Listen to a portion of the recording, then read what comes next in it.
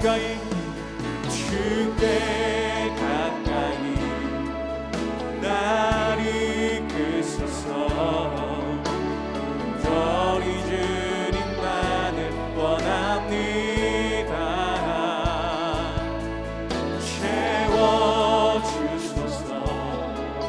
주의 사랑은 신선한 찬양 드릴 수 있도록 목마른 나의 영혼 주를 부르니 나의 맘 만져 주소서. 주님만을 원합니다. 더 원합니다. 나의 맘 만져 주소서. 목마른 나의 영혼 목마른 나의 영혼 주를 부르니 나의 맘 만져 주소서. 주님만을 원합니다. 더 원합니다. 나의 맘 만져 주님만을 원합니다. 주님만을 원합니다.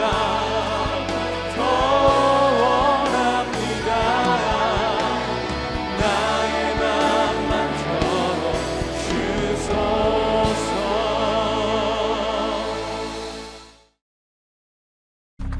내가 또다시 해 아래에서 헛된 것을 보았도다.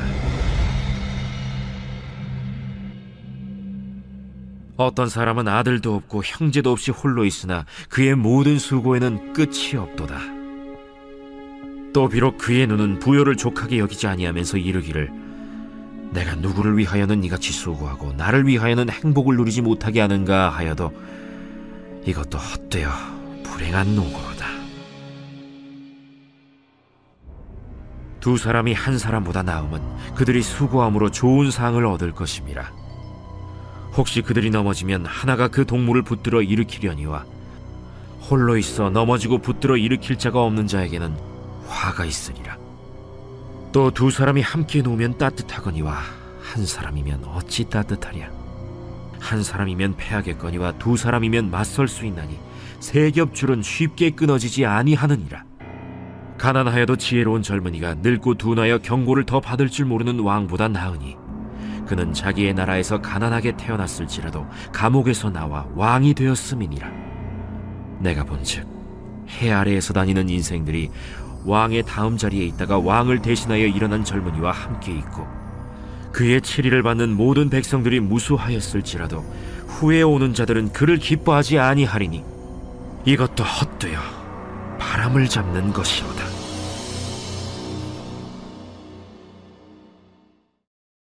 할렐루야! 예배의 자리, 말씀의 자리에 나오신 성도님들을 사랑하고 축복합니다. 오늘 하루도 하나님과 동행하는 복된 삶 살아가시길 소망합니다.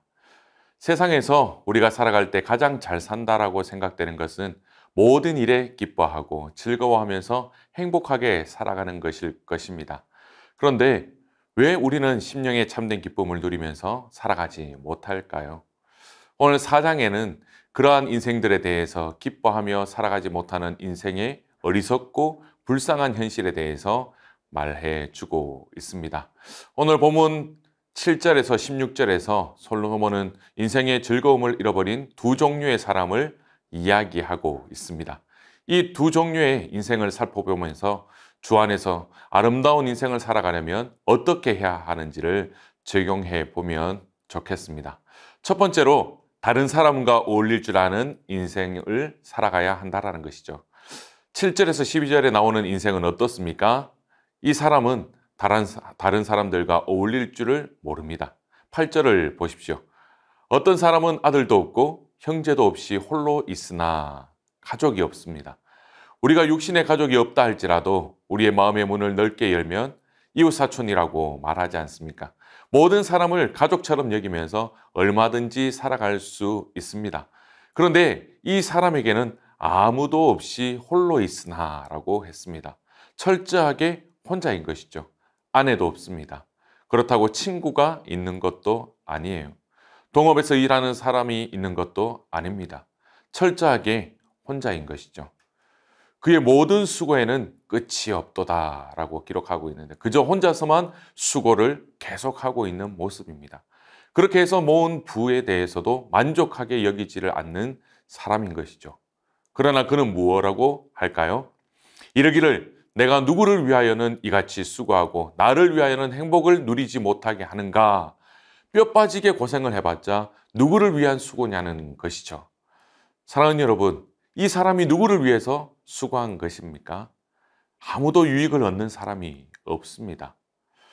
강철한 카네기는 다른 어떠한 재능보다도 남과 잘 어울릴 줄 아는 재능을 가진 사람에게 나는 돈을 더 많이 지불하겠다라고 할 정도로 삶에 있어서 대인관계가 중요한 부분임을 강조했습니다. 죽어서 자기가 재산을 가지고 가는 것도 아니에요.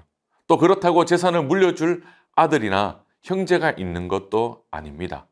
자기가 죽은 후 재산을 관리해줄 친구라든지 동업자가 있는 것도 아닙니다.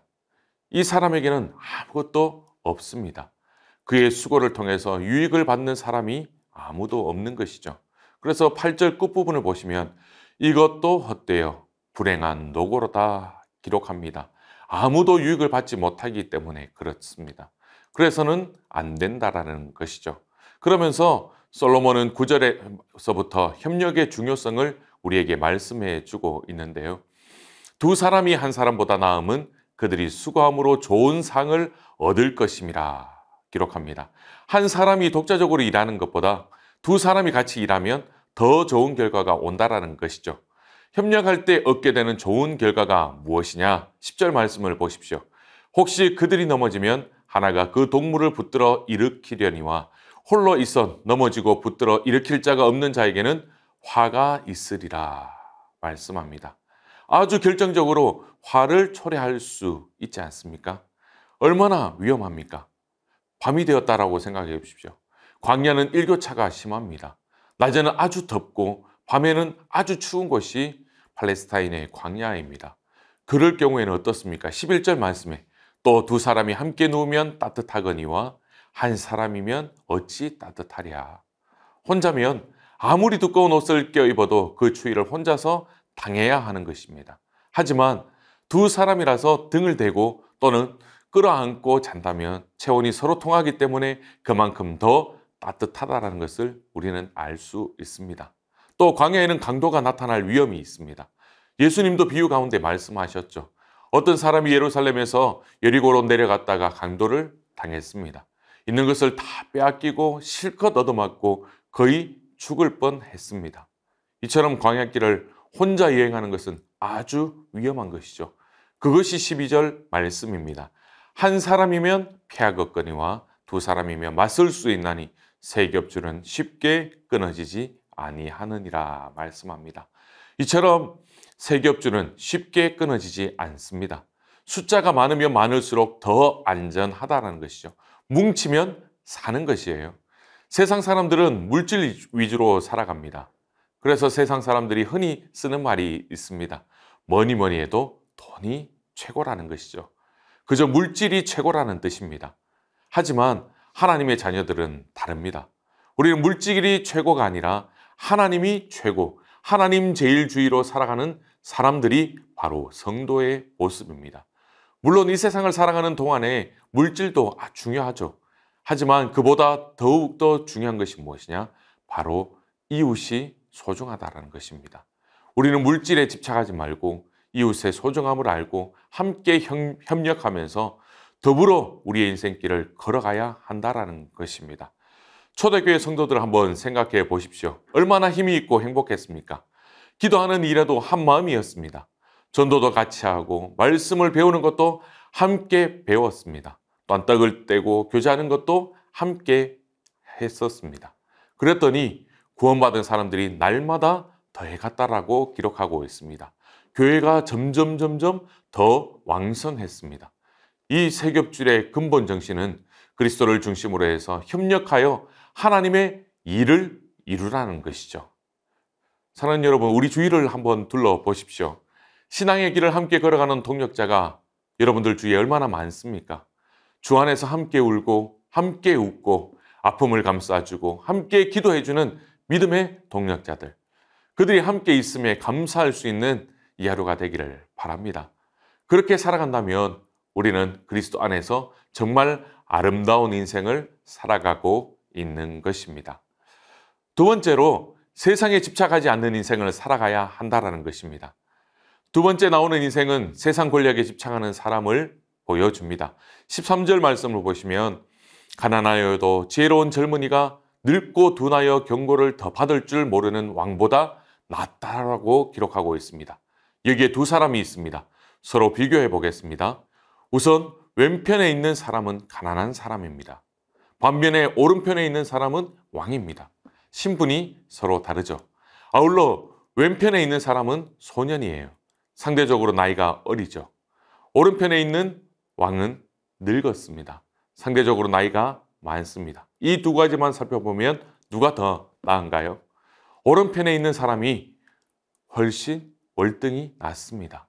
그런데 이 두 사람을 결정적으로 바꿔놓은 제3의 요소가 있다는 것입니다. 그것은 바로 지혜라는 것이죠. 왼편에 있는 사람은 지혜가 있습니다. 그러나 오른편에 있는 사람은 둔하다라고 했습니다. 지혜가 없습니다. 그 예를 보여주는 것이 무엇입니까? 경고를 더 받을 줄 모른다고 했습니다. 저와 여러분 가운데는 없겠지만 사람은 연수가 가면 갈수록 고집이 세진다고 이야기하지 않습니까? 다른 사람의 말에 귀를 기울이지 않습니다. 자기 나름대로의 철학이 고정되어 있어서 분명히 자기가 틀렸는데도 옳은 소리에 귀를 기울이지 않는다는 것이죠. 우리도 연수가 갈수록 그 점을 조심해야 합니다. 다른 사람의 말에 귀를 기울일 줄 알아야 한다는 것이죠. 바로 이것이 두 사람의 위치를 바꾸어 버렸습니다. 왼편에 있는 사람이 더 낫다라는 것이죠. 과연 그런지 14절 말씀을 보시겠습니다. 그는 자기의 나라에서 가난하게 태어났을지라도 감옥에서 나와 왕이 되었습니다. 그는 왼편에 있는 사람입니다. 그는 가난하게 태어났어요. 심지어는 감옥에서 나왔다라고 했습니다. 무슨 일인지는 모르지만 감옥까지 갔었던 사람입니다. 어려운 역경에 있었지만 그 모든 역경을 지혜로 극복하고 나중에 왕이 되었다라고 말합니다. 권력을 차지했습니다. 그러니 왼편에 있는 사람이 더 나은 것이죠. 그런데 이 이야기가 여기서 끝나는 것이 아닙니다. 15절 말씀을 보십시오.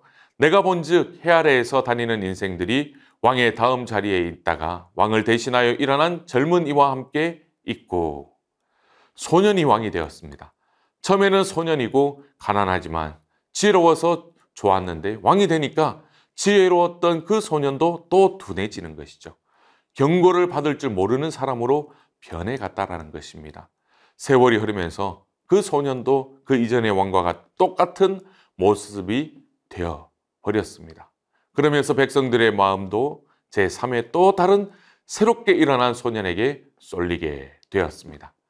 이처럼 인생의 권력이라는 것도 일시적이고 덧없는 것이지만 인기와 명성도 다 그렇다라고 이야기하고 있는 것입니다. 모든 것이 영원하지 못하다라는 것이죠. 그 다음에는 또 어떻게 됩니까? 제3의 소년이 왕이 됩니다. 그것으로 끝나나요? 권력은 영원하지 않습니다. 그러니 그 결과가 뻔하지 않습니까? 16절 말씀을 보시면 그의 치리를 받는 모든 백성들이 무수하였을지라도 후에 오는 자들은 그를 기뻐하지 아니하리니 이것도 헛되어 바람을 잡는 것이로다 기록합니다. 백성들의 마음은 제5의 소년에게 자꾸 가게 되는 것이죠. 그러니 이것도 헛되어 바람을 잡으려는 것에 지나지 않는 것이 아닙니까? 인생의 권력, 인기, 명성 등은 다 헛된 것입니다. 일시적인 것이에요. 영원하지 못한 것입니다. 그러니 이런 일시적이고 임시적인 것에 우리가 어찌 우리의 인생을 걸면 결국 우리 인생의 행복을 알지 못한다라는 것입니다. 우리는 쉴 새 없이 변하는 정책과 또한 위정자와 사상 속에서 살아가고 있습니다. 또한 우리가 잘 분별하여 한결같은 마음 둘 곳을 찾기가 어려운 시대를 살아가고 있습니다. 세상에는 기대와 실망을 반복할 수밖에 없습니다. 하지만 참되신 왕이신 예수님 안에 있으면 우리에게 변치 않는 그 지혜와 사랑으로 우리를 다 영원히 다스려 주실 것이라는 것이죠. 우리는 이 믿음을 붙들고 살아가야 하는 것입니다. 세상 사람들이 보기에는 보잘것없고 어리석은 삶처럼 보이지만 예수 그리스도와 한몸됨의 삶을 가장 아름답고 귀한 인생으로 여기신다는 것을 저와 여러분이 잊지 않기를 소망합니다. 이제는 나 자신의 탐욕을 채우기 위한 헛된 삶이 아닌 주의 나라를 위하여서 수고하고 주의 나라를 위하여서 사랑하며 섬기는 아름다운 삶을 살아갈 수 있기를 바랍니다. 그리스도 안에서 아름다운 인생은 다른 사람과 잘 어울리는 사람이라고 이야기했습니다. 그리고 세상에 집착하지 않고 그리스도와 한 몸을 이루며 살아가는 사람이라고 말씀드렸습니다. 오늘 말씀을 기억하며 임마누엘의 복을 충만히 누리시는 이 하루가 될 수 있기를 축복합니다. 말씀을 기억하며 기도 제목을 함께 읽고 기도하도록 하겠습니다. 세상의 것에 집착하기보다 이웃의 소중함을 알고 그리스도 안에서 협력하며 참 기쁨과 감사와 위로를 누리는 아름다운 삶이 되게 하옵소서. 신앙의 길을 함께 걸어가는 나의 가족, 다락방 식구, 믿음의 동력자들과 함께 있음에 감사하게 하시고 믿음의 세겹줄로 든든히 세워지게 하옵소서. 나의 탐욕을 채우기 위한 헛된 삶이 아니라 그리스도와 한 몸을 이루어 주의 나라를 위해 수고하며 사랑하며 섬기는 더사랑의 교회 되게 하여 주시옵소서. 이어서 금요 비전 기도회를 위해서 함께 기도하겠습니다. 1월 13일까지 진행되는 금요 비전 기도회에 많은 성도님들이 참여하여 기도의 열정을 회복하고 기도의 능력을 경험하게 하소서.